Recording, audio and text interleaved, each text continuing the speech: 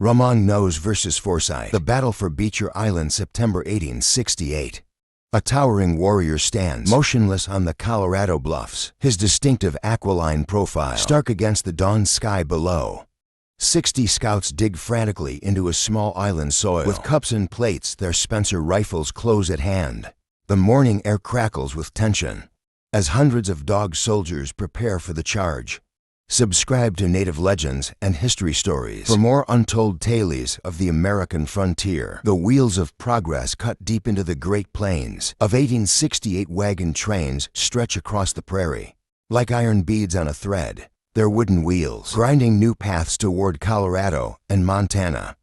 Inside, families clutch land deeds promising free acreage. Railroad workers carry tools to lay tracks across ancient hunting grounds. Prospectors dream of gold fields waiting in the western mountains.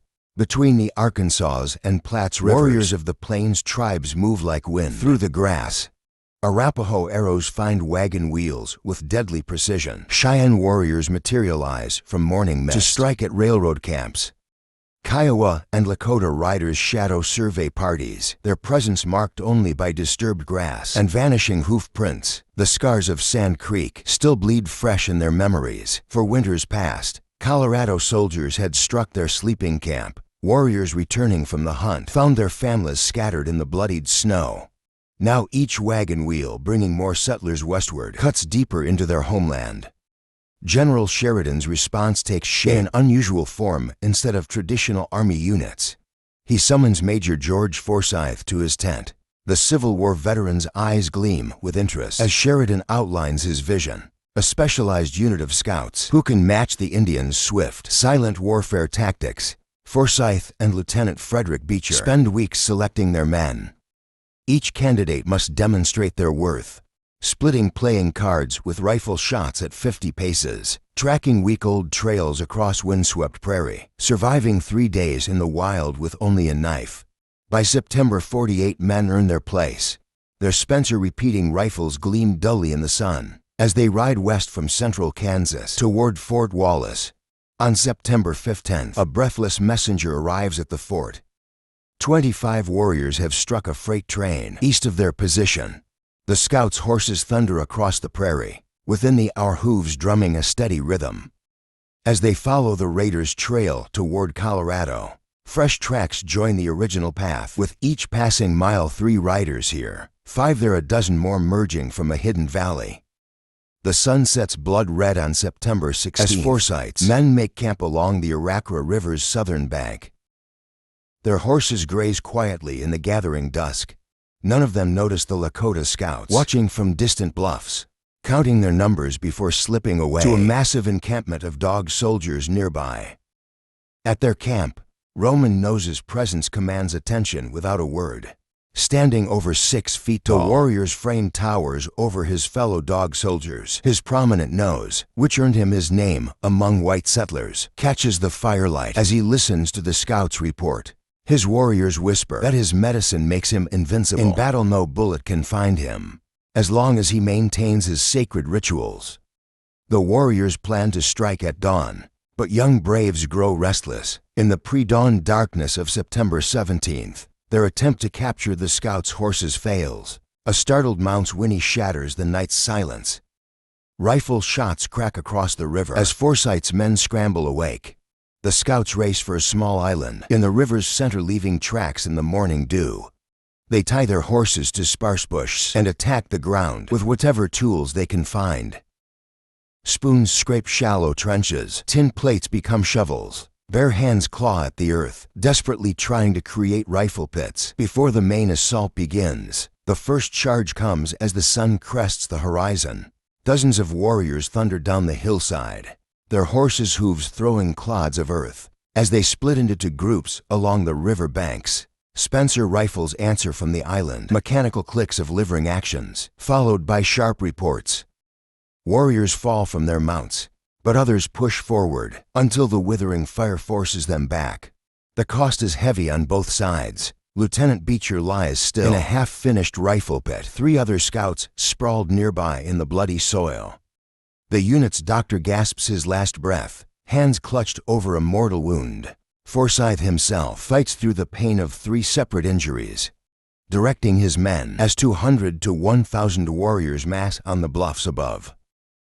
Among them stands Romang Nose, watching the island through the rising gun smoke as his dog soldiers prepare for the next assault. The morning's failed charge transformed into a deadly game of patience. Cheyenne warriors melted into the tall grass along both river banks, their rifles crackling with precise shots. One by one the scouts' horses collapsed, their bodies adding to the growing barriers around the rifle pits. In the warrior camp, Romang Nose sat alone, his towering frame bent in contemplation. The previous evening's events weighed heavily on his spirit. Unknown to him, the bread he'd consumed had been tainted by an iron fork's touch, breaking his sacred protection ritual. For years, his power in battle had been guaranteed by rules: never shake a white man's hand, never eat food touched by iron. Now that protection lay shattered by a simple meal. Cheyenne and Sioux leaders gathered around him, their voices urgent with pleading. "Your warriors need you," they insisted. "Your presence alone will drive them to victory." Romang Nose remained unmoved, his eyes fixed on the distant island. The warriors' appeals grew more desperate, until finally one voice cut through the rest. "Has the great Romang Nose become a coward?"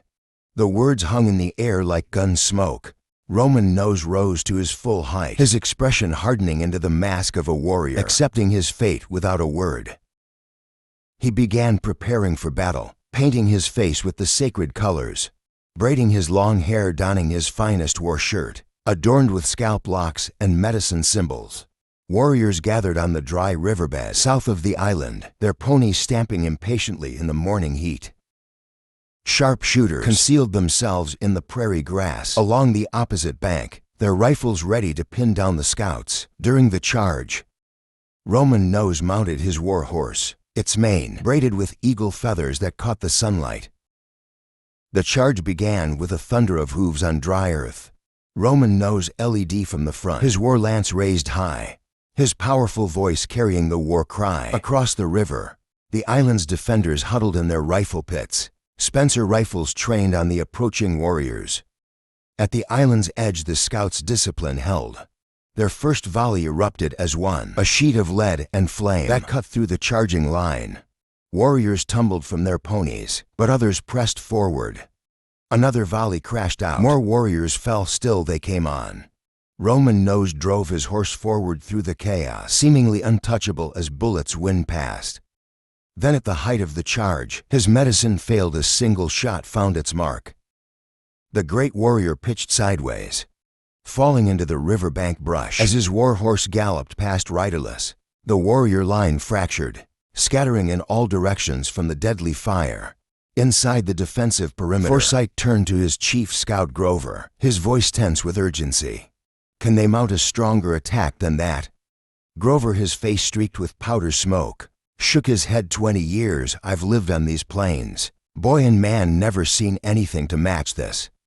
"Then we have them," Forsyth replied, grimacing as he adjusted his wounded leg. Cheyenne braves found Romang Nose in the riverside brush, still breathing. They carried him reverently to high ground above the riverbed, where medicine men attempted to save him. As evening shadows lengthened across the battlefield, the great warrior breathed his last, his prophecy fulfilled. The warriors maintained their siege, but their heart for frontal assault died with Romang Nose. By day's end, roughly 20 scouts lay dead or wounded. The island's horse carcasses attracted swarms of flies. In the late summer heat, the defenders had ammunition in plenty and could reach river water, but food and medical supplies were non-existent. That evening, Major Forsyth called for volunteers. They needed someone to reach Fort Wallace, over 70 miles distant through enemy-held territory. 2 men stepped forward.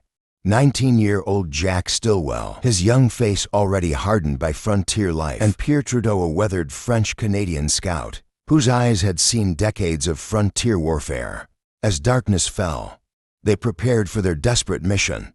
Under night's protection, Stillwell and Trudeau ghosted away from the island, their bodies melting with the dark earth. 3 miles they crawled, measuring each movement, like grains of sand through an hourglass. Daylight forced them into hiding, emerging only in darkness for 5 consecutive nights. A buffalo's sun-bleached remains became their unlikely shelter, its hollow carcass shielding them from searching eyes. Their temporary refuge held danger. A rattlesnake's scales rasped against bone. A bullet's report would alert the warriors. The snake's warning could betray their position. Stillwell answered with a mouthful of tobacco juice, blinding the serpent's eyes and burning its mouth. The snake withdrew, leaving them alone in their macabre hideout on the island. Misery deepened with each passing hour. Merciless sun scorched exposed skin, while night brought bone-chilling cold. Sharp-eyed warriors concealed in the grass claimed any scout who dared lift his head. Fallen horses rotted under the prairie sky, their decomposing flesh becoming the scouts' only sustenance. Thick swarms of flies darkened the fetid air. 2 more scouts tried breaking through the siege under darkness but returned unsuccessful. Unsure of Stillwell and Trudeau's survival, John Donovan and Allison volunteered for another desperate run. That night, as the new runners departed, Stillwell and Trudeau finally abandoned their grisly shelter, pushing onward toward Fort Wallace. Salvation appeared with the dawn. To 10th Cavalry troopers patrolling a wagon road at Fort Wallace, the exhausted runners joined a relief party. Without rest, Donovan and Pinley also reached safety. The following day, Donovan led 5 volunteers back toward the battle, meeting Colonel Carpenter's 10th Cavalry Company. During their march September 25th, 10 o'clock, island sentries spotted approaching riders. Through heat-shimmered air, Colonel Carpenter's relief force materialized from the morning mirages. Forsyth, his wounds evident in every movement, called out with hard-won humor, "Welcome to Beecher's Island." The bitter siege claimed 6 scouts over 9 days. Initial counts suggested 35 Cheyenne and Sioux fallen, but subsequent interviews